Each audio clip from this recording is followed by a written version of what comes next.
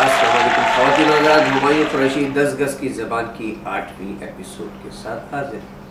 साहब, सदियों से बुज़ुर्ग हमें नसीहत करते आए कि बेटा दूर के ढोल हमेशा सुहाने, मगर बुज़ुर्गों की हमने कब सुनी?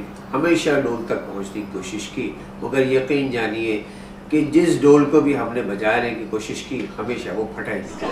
आइए आज हम मुलाकात एक ऐसे ही डोल से कराते हैं जो आज भी हमारे मुल्क में उतना ही सुहाना है जितना कि कल था। उन्वान है इसका घर का न घाट का। ये ना पूछिएगा कि कौन, क्योंकि मुझसे कहीं ज़्यादा इस बात से आप वाकिफ हैं। साहब, मशहूर कहावत है कि जब गीदड़ की मौत आती है तो वो शहर का रुख करता है, मगर जब डॉक्टर, इंजीनियर और चार्टर्ड अकाउंटेंट की मौत आती है तो वो इंग्लैंड, अमेरिका, कनाडा और ऑस्ट्रेलिया जैसे मुल्कों का रुख करते नजर आते हैं। हम बचपन से सुनते आए थे कि अमेरिका ऐसा होता है, कनाडा वैसा होता है, वहाँ का बच्चा बच्चा अंग्रेजी बोलता है, वहाँ का कोई गोरा काला नहीं होता। जब यार दोस्तों की बातों से बेचैनी बेहद बढ़ गई तो हमने भी परदेश में जाने का प्रोग्राम बना डाला। यूं तो वीज़ा मिलने का हमको कोई इम्कान नहीं था, मगर हमारी बदनसीबी देखिए कि उन दिनों अमेरिकन को इंतहाई बुद्धू लोगों की तलाश थी, और क्योंकि हम शक्ल से अच्छे खासे नामकुल नज़र आते थे, लिहाजा उन्होंने हमें 5 साल का मल्टीपल वीज़ा लगा दिया। वीज़ा लग गया तो किराए के पैसों का मसला खड़ा हो गया। कुछ पैसे दोस्तों ने जमा करके दिए और कुछ हमारी दादी मरहूम के, जिनको अल्लाह जन्नत नसीब करे, अपने कफन दफन के पैसे, जमा किए हुए पैसे हमें ये कहकर दे दिए कि बेटा फ़िलहाल मेरे मरने का कोई दूर दूर तक इरादा नहीं। टिकट खरीदने के बाद हमने परदेश में मुक़ीम अपने दोस्तों रिश्तेदारों को फ़ोन किए और ईमेल करना शुरू कर दी, मगर हैरत की बात यह थी कि हमारे वो सारे रिश्तेदार और दोस्त जो हमेशा कहा करते थे कि जब भी आओ सिर्फ हमारे ही घर रहना, ऐसे गायब हो गए जैसे सींग के नीचे से गधा। मगर साहब, तेली का अल्लाह बेली, जब सिर्फ 2 दिन जाने में रह गए तो हमारे एक ऐसे दोस्त का अमेरिका से फ़ोन आया कि जिससे हमारी दोस्ती भी ज़्यादा न थी। उसने कहा, बेफिक्र होके आ जाओ, मैं हूँ ना, बस एक 40 किलो की अटैची मेरी लेते आना, और अगर 2 ले आओ तो क्या ही बात है। खुदा खुदा करके अमेरिका की ज़मीन पर कदम रखा तो हर चीज़ भली भली लगने लगी। कितनी ही चीज़ों को तो हमने इस खौफ से हाथ ना लगाया कि गंदी हो जाएगी। हर चीज़ ऑटोमेटिक, हर चीज़ कंप्यूटराइज। और फिर जब गोरी ने पहली ही मुलाकात में हमसे जो मुस्कुराकर हाथ मिलाया तो यकीन जानिए इस कदर खुशी हुई कि 3 दिन तक तो हमने वो हाथ ही न धोया। साहब, गोरी का ये बुलंद इखलाक देखकर हमें अपनी बेगम और अपनी माँ की बद इखलाकी याद आ गई। हमारे अमेरिका आने से 2 दिन ही पहले दोनों में माशाल्लाह वो घमसान की झड़प हुई थी कि बयान से बाहर है। दरअसल दुख हमें इस लड़ाई का ना था, बल्कि दुख इस बात का था कि जालिम दोनों ही बला की जंगजू थी और कोई चित होकर न देते। पहले हफ्ते तो हम उस दोस्त के घर ठहर कर उसके सब्र के इम्तिहान लेते रहे। लोगों के पुरखुलूस मशवरे पर हमने इब्तिदाई से गैराज सेल के फेरे लगाना शुरू कर दिए। फिर किसी सियाने ने मशवरा दिया कि भाई गैराज सेल जाकर गोरे के क्यों मुँह लगते हो, 2 दिन सब्र कर लो, गोरा खुद ही बिल्डिंग के पीछे सामान फेंक देगा। मगर साहब, दिन की रोशनी में हमें अपने दोस्त से शर्म आती थी कि वो खुद कूड़ा उठाने का हरगिज हरगिज कायल न था, लिहाजा हमने आधी रात को छापा मारने का फैसला किया। मगर हमारी बदनसीबी देखिए कि गुप अंधेरे में जो ही हमने मेज घसीटना शुरू की तो दूसरी तरफ से किसी नादान ने भी मेज को खींचना शुरू कर दी। मगर चूंकि हम दिन की रोशनी में उस मेज का पूरी तरह पोस्टमार्टम कर चुके थे, इसलिए हमें उस मेज की कद्र और कीमत का बखूबी अंदाजा था। सो हमने भी जान लड़ा देने का फैसला किया। मगर साहब, दूसरी तरफ भी जालिम कुछ सख्त जानी निकला। यहाँ तक कि दिन निकल आया और सामने वाले पर नजर पड़ती हम एक दूसरे से बेहद शर्मिंदा हो गए, क्योंकि वो हमारा वही दोस्त था कि जिसके हम ठहरे हुए थे। खुदा खुदा करके एक सस्ता सा बेसमेंट मिला, मगर उसका बाहर जाने का दरवाज़ा एक रोशनदान से बड़ा न था, क्योंकि गोरों ने ये बेसमेंट अपने वफादार कुत्ते के लिए बनवाया था जो उन्हें दगा देकर किसी और का हो लिया था।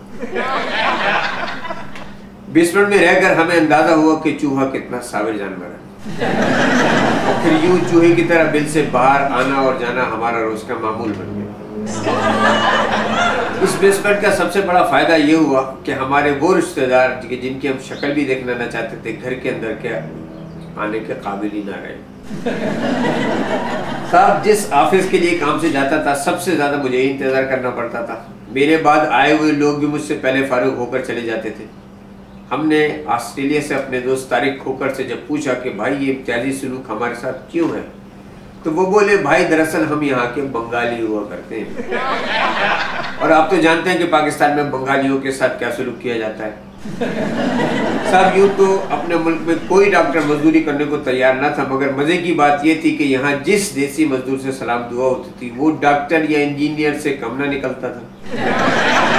एक गोश्त की दुकान पर हमने एक नामी गिरामी देसी डॉक्टर को जो महारत के साथ तेजी से चुरी चलाते देखा तो सवाल किया कि डॉक्टर साहब आप जॉब के हवाले से यहाँ और अपने मुल्क में क्या फ़र्क महसूस करते हैं? तो मौसूफ बोले कोई ख़ास नहीं, बस मरीज का फ़र्क है, वहाँ मैं इंसानों के गुर्दे निकालता था और यहाँ तुब्बों के।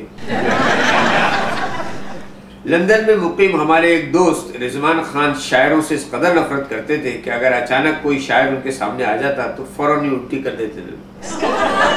मगर हैरत की बात यह है कि पहली दफ़ा जब वो परदेश से वापस आए तो खुद उन्होंने कुछ शायराना अंदाज में इस तरह खींचा कि स्टेटस बढ़ाने आया था मैं इसी ख्याल से, शायद मेरा शुमार हो अहले कमाल में, न पूछ कैसे गुजरे लंदन के 4 दिन, 2 फैक्ट्री में कट गए 2 अस्पताल और फिर जो देसी लोगों को डॉलर पर बुरी तरह मरते देखा तो हमको उस मुहावरे की सदाकत का पूरा यकीन हो गया कि चमड़ी जाए दमड़ी न जाए। दिन हो या रात मियाँ बीवी जॉब के साथ, मियाँ की जॉब दिन की तो बीवी की रात की, बीवी की दिन की तो मियाँ की रात की। साल में शादिर और नादिर मुलाकात हो पाती थी। एक मियाँ बीवी तो इतने अरसे बाद मिले कि मियाँ ने बीवी से कहा बहन मैंने आपको कहीं देखा है। इस पर बीवी ने सादगी से जवाब दिया भैया यकीनन देखा होगा, आखिर वो कौन सी अमेरिका और कनाडा की फैक्ट्री है कि जहां मैंने अपने हाथ से खरबूजे पर स्टिकर नहीं लगाया। सब इंतहाई दुख और अफसोस की बात तो यह है कि हमारे ये देसी भाई इतनी परेशानी में भी अपनी अपनी हाँकने से बाज नहीं आते। जिस देसी से भी गलती से पूछ बैठो कि भाई आप अपने मुल्क में क्या किया करते थे तो यकीन जानिए वो अपने मुल्क के शहनाज़े से कम नहीं निकलता।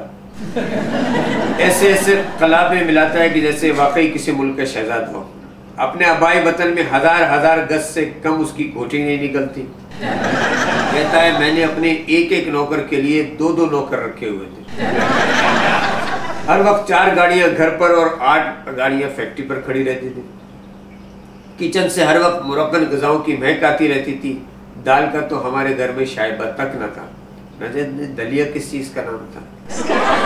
फिर मजे की बात तो ये कि अमेरिका से निकाले जाने वाले ये देसी भाई कनाडा आकर भी अमेरिका ही के गुण गाते हैं कि हमारा तो कनाडा में दिल ही नहीं लगता। कनाडा की तो सड़कें भी इतनी छोटी छोटी हैं जबकि अमेरिका की तो औरतें भी इतनी मोटी मोटी हैं। जरा कोई भाई इनसे कहे सलाम करो कनाडा की अजमत को कि जिसने इनको बगैर स्टेटस के पनाह दी, वरना कनाडा भी इन्हें कबूल न करता तो ये अपनी हाँकने कहाँ जाते।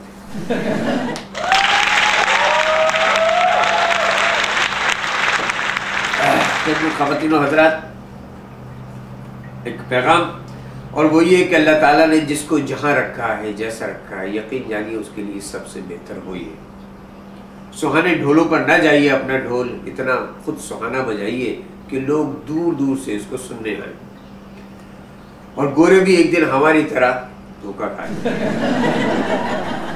इसके अलावा जिन लोगों ने ईमेल भेजी मैं इंतहाई उनका मशकूर हूँ और शुक्रगुजार भी। कुछ थोड़ी सी प्रॉब्लम सब्सक्रिप्शन में आ रही है और बड़ा सीधा सा उसका तरीका है ख़वातीन और हज़रात, सिंपली आप उसको यूट्यूब पे जाके अपने आप को अपना अकाउंट बना लीजिए और अकाउंट बनाने के बाद आप सिर्फ हमारी साइट पे जाके और सब्सक्रिप्शन का बटन दबा दीजिए, आप ऑटोमेटिक सब्सक्राइब हो जाएंगे। आखिर में ईमेल भेजने के लिए एक बार फिर हमारा पता नोट कर लीजिए 10gazkizaban@gmail.com। इंशाल्लाह अगले प्रोग्राम के साथ फिर हाजिर होंगे। इजाज़त चाहता हूँ। अल्लाह हाफ़िज़।